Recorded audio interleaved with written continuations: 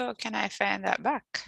Right. So what I was saying is this is an actual project that myself and a group uploaded recently. We're still actually waiting for the ethics approval, but I can still show you. So this particular project is looking at the work readiness for university graduates. So it has a letter to participants.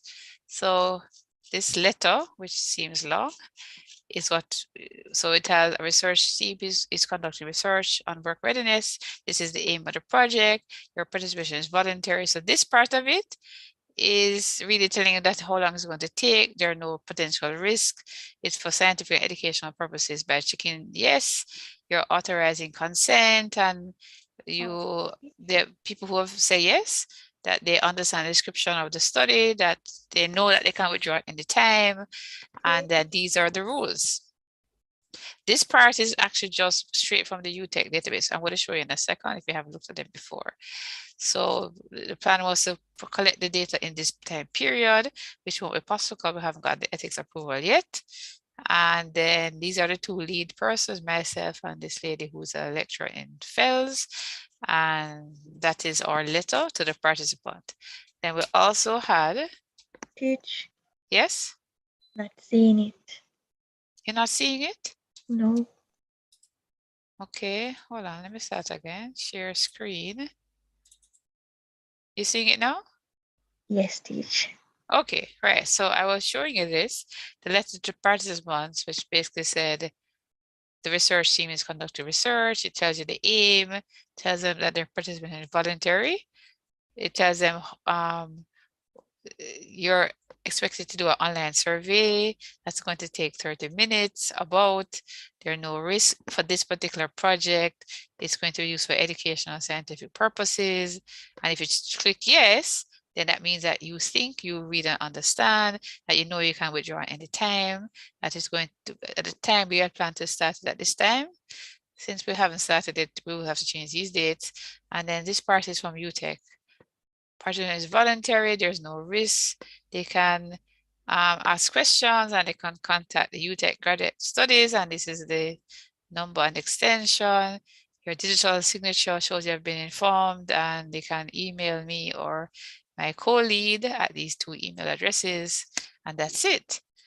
In addition to that, we also submitted the, where is it now? The ethics form. So let's look at the ethics form, but that's really what you're required to do as one of your assignments. So we have a short title. Notice it's supposed to be 150 characters or less. So you can see ours is less than that. See, look. This, well, how much is this? Where is this in the, I thought it would show me. Oh, how many words? It don't tell me how many characters. Anyway, you can tell this is definitely under 150 characters. I'm not sure where it's not showing me. I just have to go to the part that tells me characters.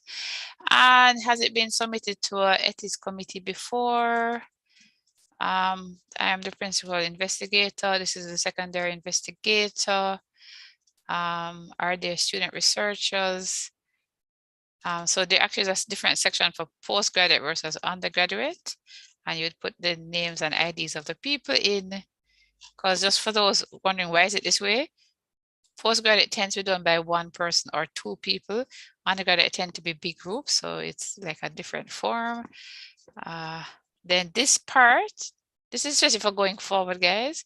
When you do it for major project, this is the date of data collection. It's not the date when you start the project. So if you expect to collect data January 2023, it's January 2023 to whenever you want to finish. Usually it's at least 1 week, but it could be 3 months for data collection, whatever the data collection period is. And usually add on an extra few weeks in case you're wrong.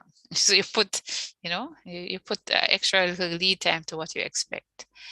Whether you get funding or not.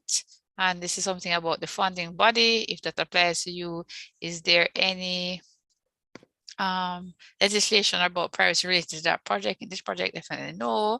And then we'll have the aim and the significance of the project. So we have 2 objectives: to determine the factors associated with work readiness of graduates and students, and to investigate the perceived value of university student education among key stakeholders. And why do we think this is significant? We think the study will aid decision makers in higher education, in curriculum planning and design, as well as it may be useful to prospective university students and government policymakers.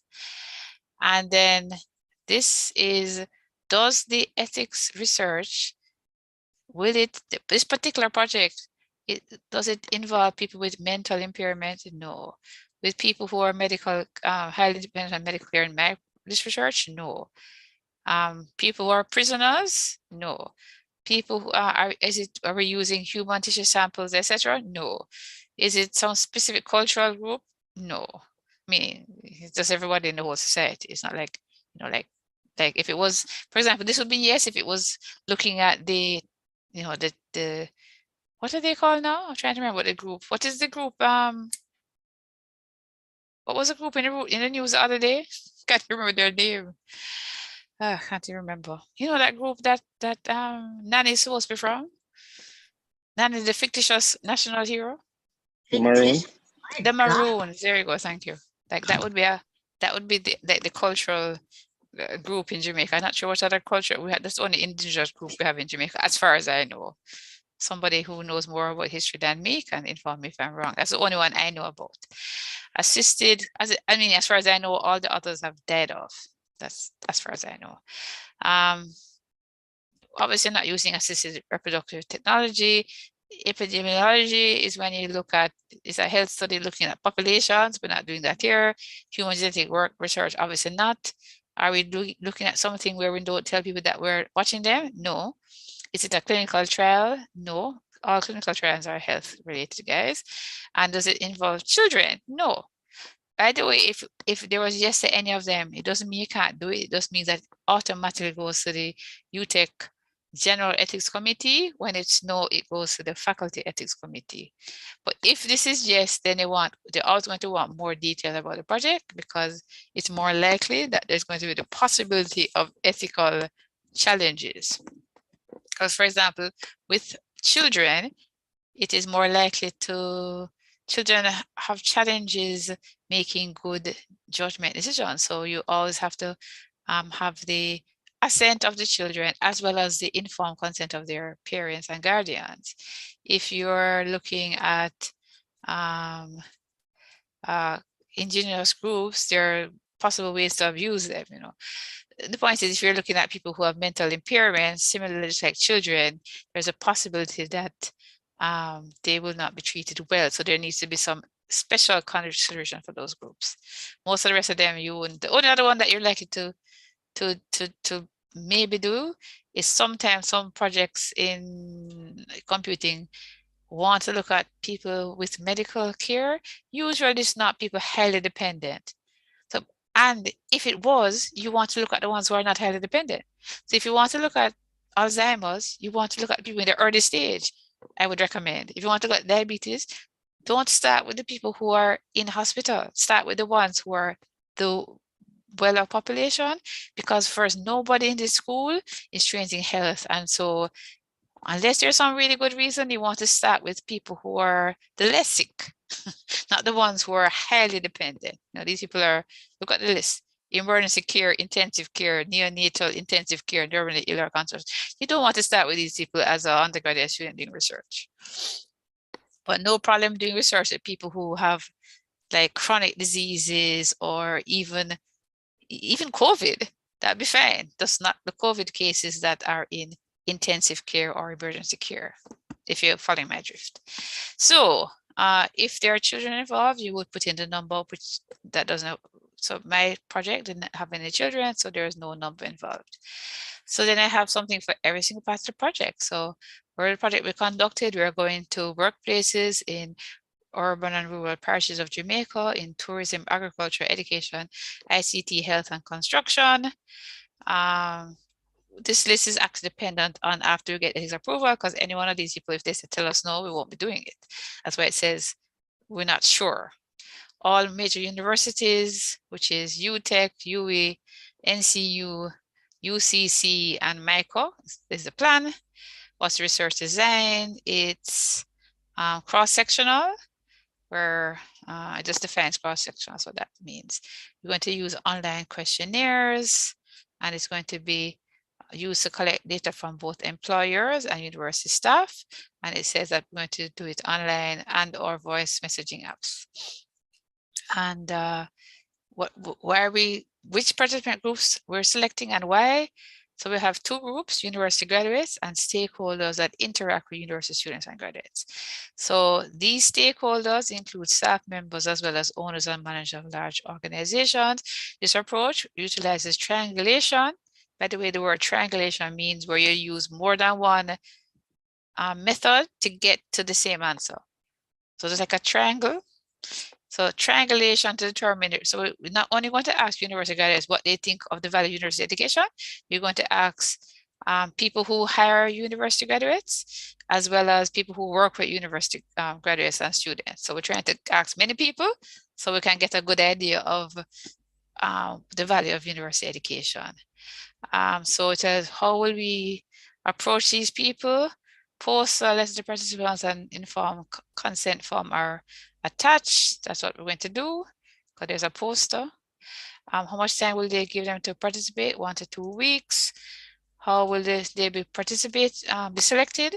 So we actually have two different sampling methods, because we have university graduates and we also have stakeholders. By the way, it's two different questionnaires for these two. So the university graduates will be selected using cluster sampling from 2 rural and 2 urban parishes. In each parish, because we went to these different sectors, we're going to get graduates in tourism, agriculture, ICT, health, and construction, because we want it to be representative of, for the society. And for stakeholders, we're going to use non-probability sampling technique. So the staff will be purposive. So for those who don't remember, purposive basically means that we're going to select people based on who's likely to give a lot of good information.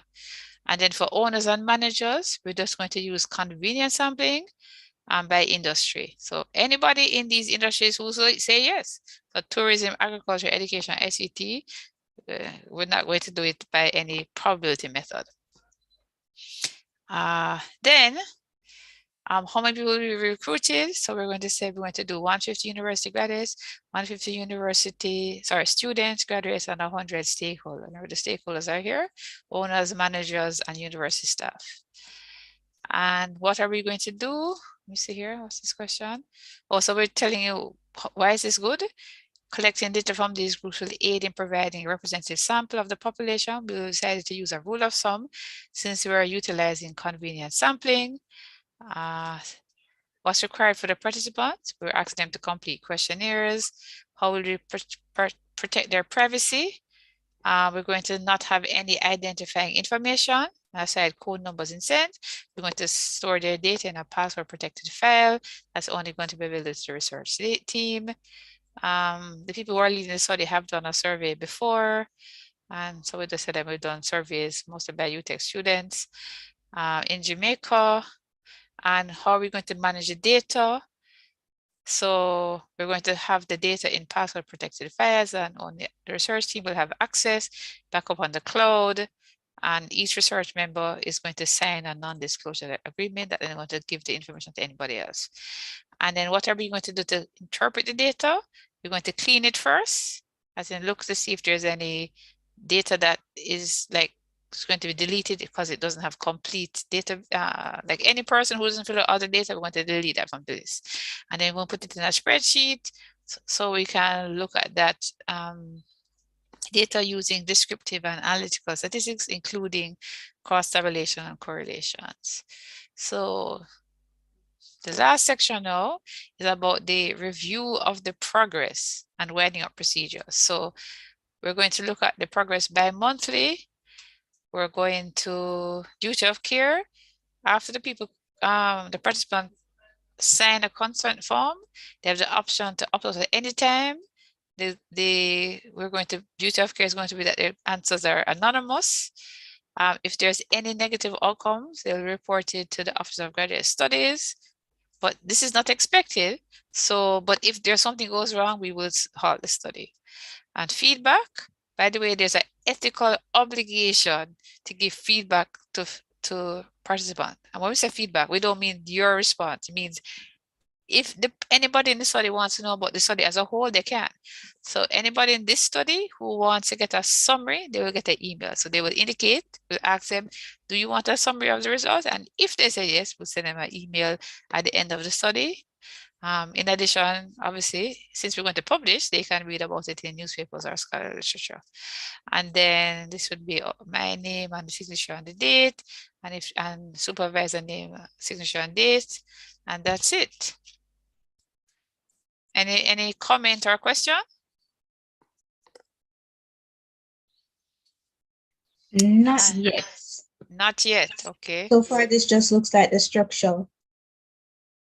Yeah, it is a structure. It's just a structure with one filled out.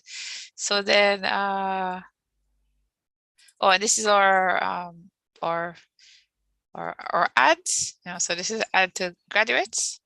Miss, I have a question. When we're doing the questionnaire, right?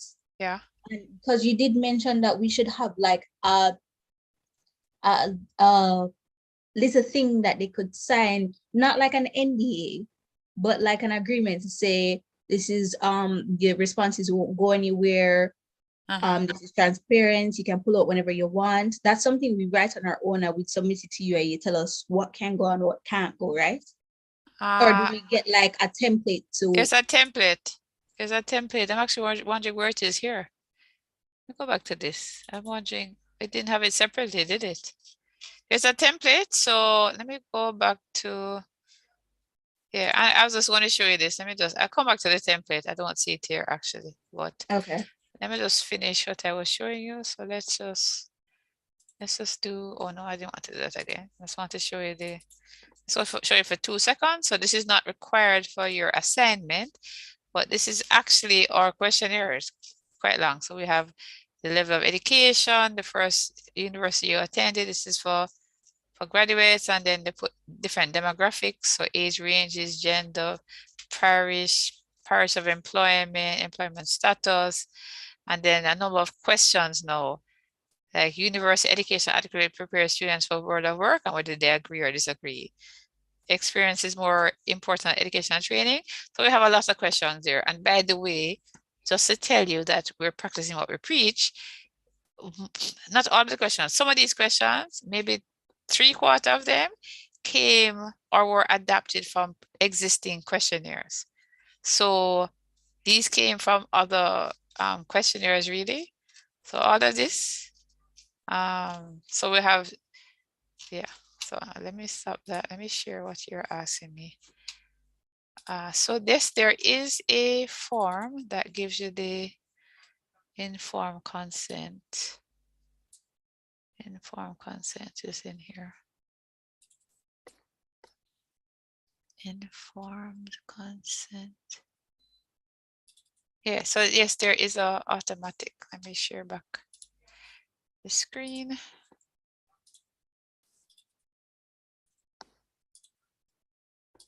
All right, so this is the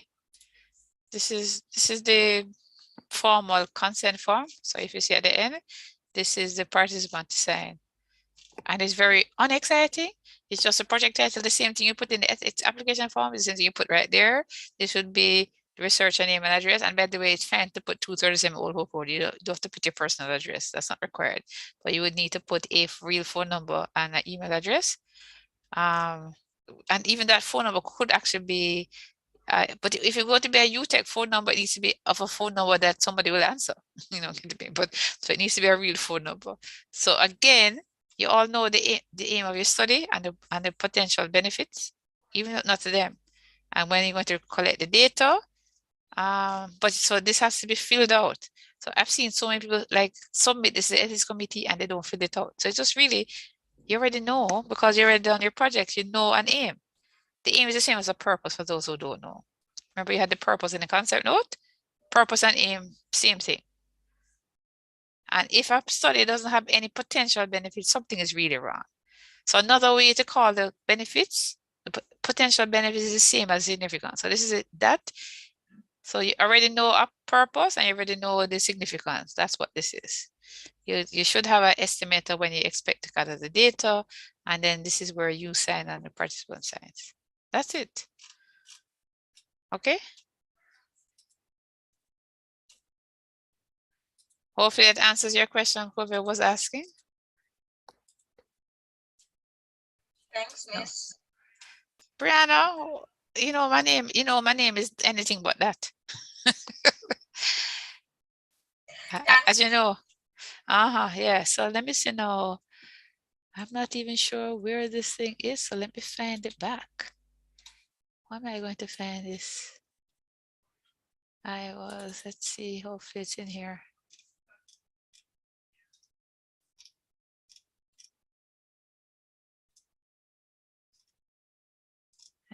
I'm looking for.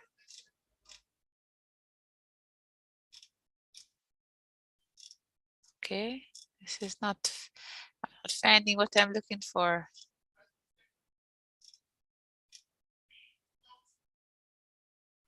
Yeah, I'm looking for a slideshow, which probably I should go to the Moodle site because clearly this is taking very long to find the slide that I'm looking for.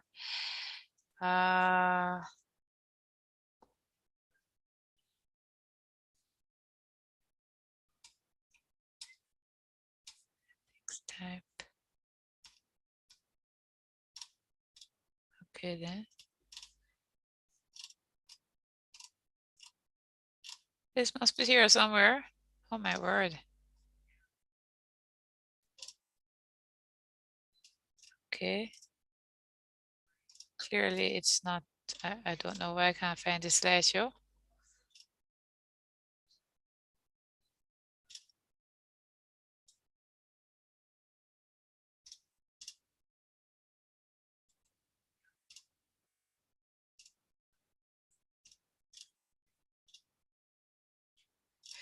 Okay, I guess that's not working the way I want it to, so let's look for it somewhere else because that's not working. Sorry for the delay in transmission.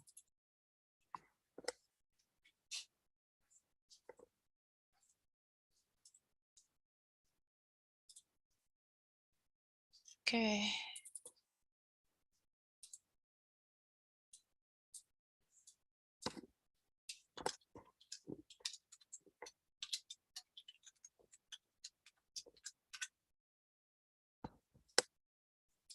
Okay. Why that did not work initially, I don't know. Anyway, so here we are. Let's scroll down all the way down here.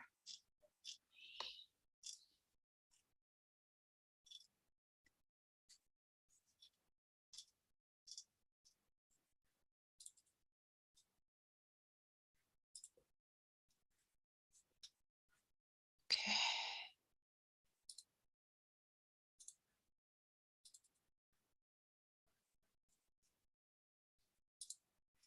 Okay. Share screen again. All right. Sorry about the, I watched a presentation just like about a week ago that I actually think that this could be better. But anyway, so we're going to talk a little bit about communicating research outcomes. So in general, one of the reasons why you do research is so that at the end of it, the research can be related to other people. So with research, you either do it either through something in writing or something orally. So in writing, it's either a thesis, if you're in a course of study, a thesis or a project. Sorry, for undergraduate, it's really called a project. So a thesis or a project. And there are other names for the same thing, or you submit to a journal or a conference. So there's also conference papers I'll see down here. So for journal papers, they include empirical papers. In this class, we've been training you how to do empirical studies, which could write a paper. We have not been training how to write perspective opinion pieces, and I have been emphasizing that when you're doing a literature review for empirical paper, you should look if they exist as systematic reviews and meta-analyses.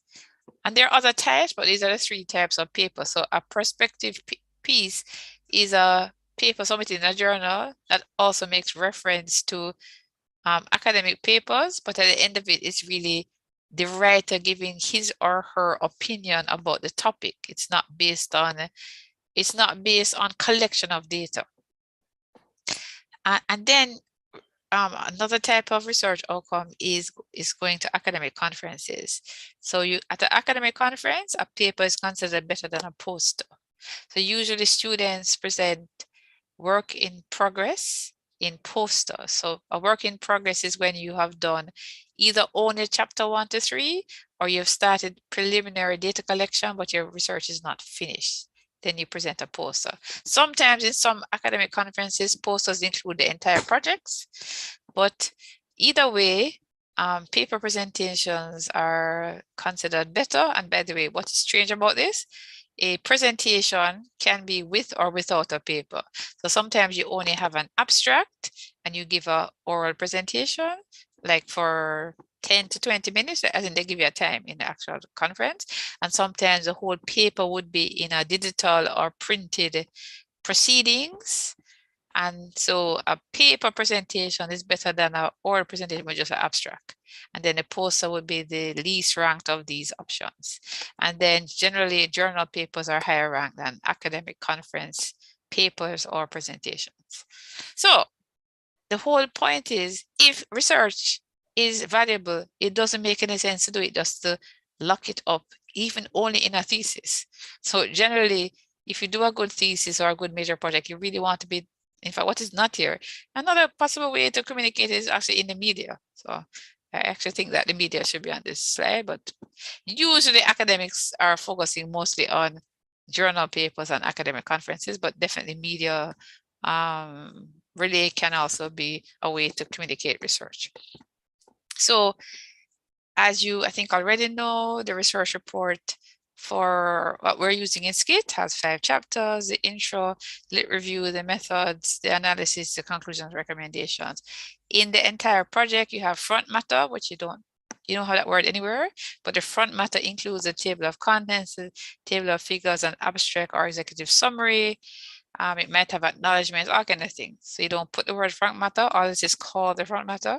And then you have back matter. You don't put the word back matter. That includes references, appendices, of which you could have many. So like in the major project, appendices would include the ethics form, the letter to participant, the informed consent, all the instruments. Maybe like if a questionnaire, interview, all of that is part of the appendices. All of that must be there. That's all required. So, and in a work in progress report, basically you only have 3 chapters. You obviously have front matter and back matter. So this is just some slides that talk about academic conferences. On a side note, which do I have it here? I've been seeing more and more stuff. There's actually a whole focus more and more in terms of academic conferences being as interesting as possible in how the poster is prepared, and people are actually writing about that. So in case you don't know, poster presentations, as in the past, in pre-COVID times, were in physical places where people go to a place, normally dress up, and bring their physical poster like we're seeing right here. So, but of course, we're having online conferences. And the idea with an online conference is to have the presentation be telling a story. And so there are different ways to do it. So in the old days, it's sort of how it's done, but now more and more, I'm actually literally shocked by what is here on the right. This is actually a slideshow, and then the person can click on some link and get the rest of it. And this particular link actually shows how to do effective posters in less time. But no matter how you do a poster, the idea is that you should be able to look at the poster, and if it's in person, as in if it's in a physical space, there's always a time where the poster, the research team, 1 or more members would be there, and the people can now ask the people doing the poster presentation questions to clarify. So in a poster, there's usually no presentation. The person stands beside the poster and you look at it and ask questions. Or they might say if you want to know more about the poster. That's kind of how it goes, which is different than what you do in an oral presentation, where you literally have a structure and you're asked to talk for 10 minutes or 15 minutes, right? So In poster presentations, the whole idea is that it needs to be effective. If the text is too crowded, it's a problem. This is the traditional way of doing it, where you either number the sections or you have clear arrows. Usually in this kind of traditional method, you have sections like introduction, method, results, conclusion, references. You notice you don't say literature review. Why? Because usually in a poster, you don't have enough space for lit review. It's not that lit review is not important. You don't have the space for that, right? So as in, essentially, remember this introduction here is like what you had in your concept note. It's very few references as a context, okay? So the idea of a poster presentation is that you are given a visual grammar to show, not tell. So it's supposed to, at the same time, be a source of information and to start a conversation with the person beside the poster. Even when the person is not there, it should be advertising their work and summarizing the work. All of that is the point of a poster. So there are many problems that you want to think about not doing if you're doing a poster. So you want to make sure that people can know what your objective is. They should be able to find the main points really easy. The text should be big enough. If it's too small, it's a problem. The graphics are probably the most important thing on a poster, apart from, sorry, you need to have the conclusion, but you need to have good organization, good graphics, sensible size text, and the main point. If you don't have all of those four, it's an ineffective poster. And on that note, Suzanne, you're your teacher right now. First poster I ever did was 2000 and I don't know what year. I think it was 2012 or 13, whatever year, in the last 10 years or so. I did a poster at the Scientific Research Council, and I spent quite a bit of time, including asking many co-workers for feedback. I say many, maybe it wasn't that many, maybe about 5. And I even went over to the arts department asking for feedback. And I realized that the hardest part was trying to figure out how to do the visual effective. And when I went, I'd asked them in advance, was there any prize? They told me no. And I said, let me just do it as good as I can.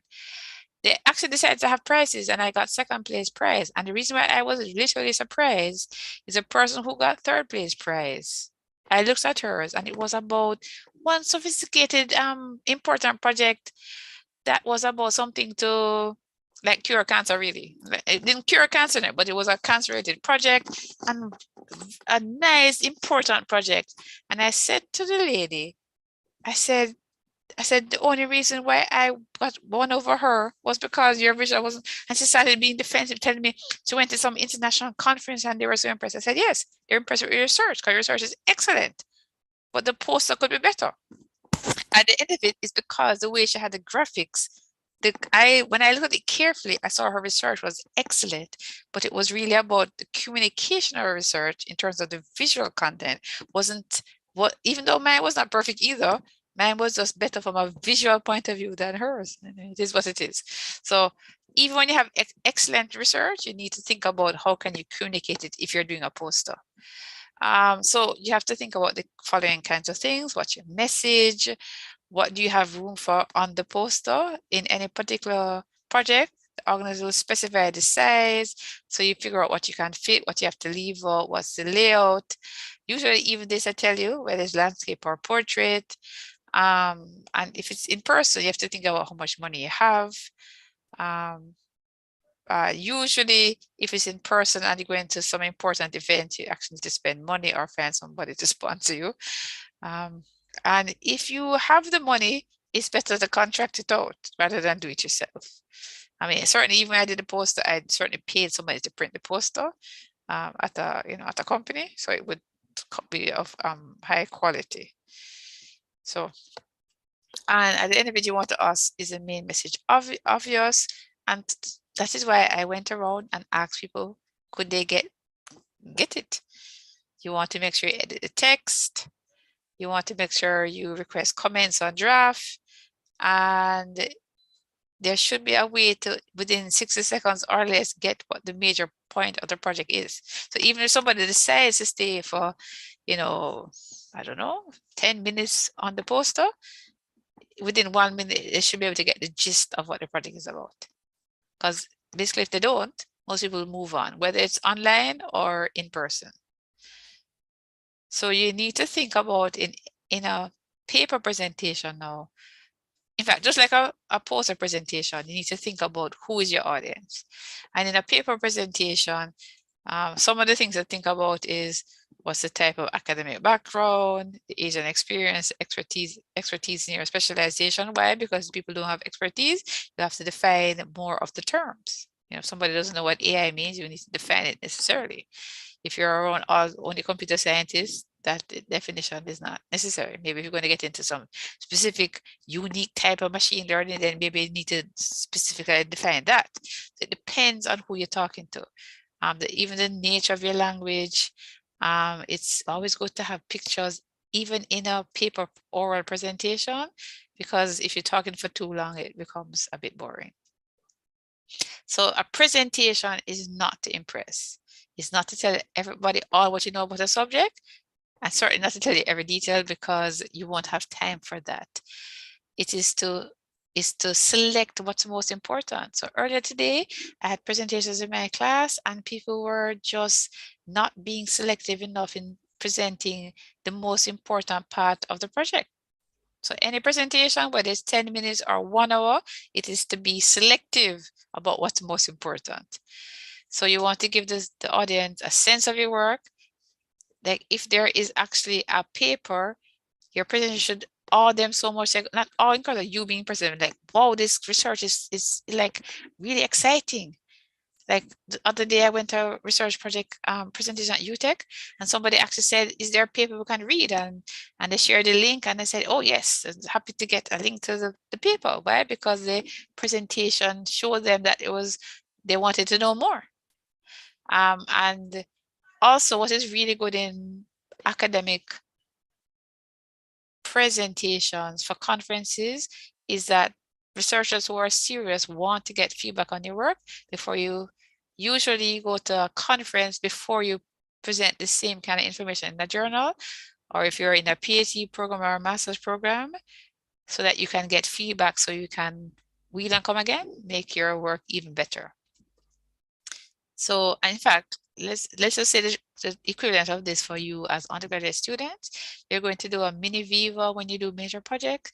When you do your mini Viva presentation, you're going to get feedback so that when you do your final Viva, you will be more prepared because you've gotten feedback in the first go. All right, so in your research presentation, you want to organize your talk well, design the slideshow well, and practice, and make sure the whole presentation is cohesive. If it's 4 of you in the group, it should not be, there's these different parts, the whole part should flow together properly. Yeah, I don't have time for this right now. So what time is it? 6 o'clock, right? So you should know your audience, and we're kind of out of time because your audience might be tired. It should not be everything you're saying should be on the screen, right? So they should be thinking where I should listen. Non-experts tune out very quick, experts even after 5 minutes. And if you take me, when I'm being paid to listen to you, when you're boring, it's so hard to listen anyway. So you want to make sure that people are paying attention by both you're not showing too much on the screen and you're using your voice and your content to keep people interested. So you want to give motivation why this research is important. You want to give your results early so you lead the people into it. You're going to use good visuals. You're going to leave them with good thoughts. What is different about your research project? You should, indicate that you really know the literature and how yours is different than the existing literature. You're going to use examples, give illustrations, show your solution, but you must also show that there are some shortcomings, and if you're running out of time, you cut the general case, not the example. Examples are very important. So some people will get lost. So there are ways that you can give a running outline. So for example, look at this complicated topic. As you're going along, you can access it. We're now in filtering, etc. You can do things that will give visual clues to people so they know where they were. Since people will want to ask questions, you need to be familiar with not just your project, things related to your project. So They can follow you, and when they have the question and answers, you can answer them. You want to talk about the results that are related to your work, not just, you only want to talk about what's relevant to your work, even though you should be knowledgeable about everything related to your work. So you want to keep references at the end of the talk and in the paper, not too many references. So not every reference is going to be on the slide, just the most important ones. If there are co-authors, you want to acknowledge them. You want to have some detail, but not too much. You want to have backup slides in case people ask questions at the end. You want to have a skeleton. We're actually out of time to look at this. I want to get to less is more, use animation sparingly, not too many colors, be consistent with the font and style. Don't overcrowd the slide. Like this is way too crowded. Like it's good to do it like this, 1 point at a time.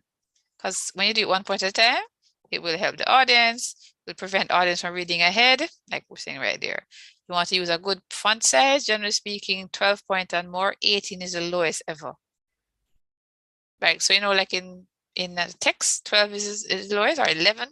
11 is usually the lowest, usually for like written text, but on the slideshow, it's 24, and the lowest ever is 18. You don't use 12 at any point, so if you're trying to hide things from people. You must use standard fonts that are easy to read, like the ones shown here. Like these kind of complicated fonts, like serif and this are not suggested. You want to not have too many creative colors like this. You want to have a good background. Definitely, that's a bad background. Oh my God, that is horrible. You want to make sure that the graphs are actually labeled and easy to read. So this particular one is not so clear. This is a better one, meaning nothing's wrong with this, but this is same information, easier to read. This is just not a good graph, it just looks like weird. And so you don't want to have grid lines, small fonts, illogical colors. I mean, they should go together. You should always have a title for every graph, and shading is distracting. So you just need to just work on the presentation so everything works. Practice, practice, practice. Practice to general audience, to expert audience, time your presentation. Assume that there will technology fail, so you're going to have some like things to back up, like maybe a paper backup. You know, make sure you have everybody in the group have like copies of the slides, all kind of things that you guys just don't think about. Yeah. Be enthusiastic if at all possible. Make eye contact with the audience if you're in real life. If you're in real life, you want to look at people and speak to them. You know, speak directly to people who are in the audience. So you see if people have questions. Point at the screen, not the computer. You can read through this at your own time because we're actually out of time. You want to be able to handle questions. In major part, this is actually the hardest part. So you need to clarify things. By the way, if you get a question you don't know how to answer, anybody here knows how you start with that? The first thing you say is, that's a really good question. And then if you're still thinking what to say, you either say, I have to think about it, or depending on what this context is, you know, it's either you're going to say, we'll have to think about that some more, or whatever. You don't ever want to say nothing. So at the very minimum, if you really have no idea, even after 5 minutes, you at least say that's a really good question, and either it's outside the scope of our research, or we haven't done that analysis yet, and that was a good point, and we'll look at it and incorporate that in our final result. Something, just, you don't just go, but if you're about to answer it, sometimes you need that extra time just to think through the answer. So you say, that's a good question, while you're thinking about what you're going to say. So I've been in that context before. People are asking me hard questions, and I say, you know, while I'm thinking about composing my response to that hard question, I say, good question, and I'm thinking about what I'm going to say. So you want to engage with the audience where possible. By the way, if they tell you you're wrong, please be humble. You don't want to be arguing with your audience anytime at all, not in the middle of a presentation. In general, in any presentation, you don't let the people hijack the talk. If you can, you postpone all the questions to the end. It depends on the context, though. You want to practice, observe others so that you can, quote unquote, steal good presentation ideas, notice things that turn you off, see comments from friends and mentors. And here are these resources. Yes. So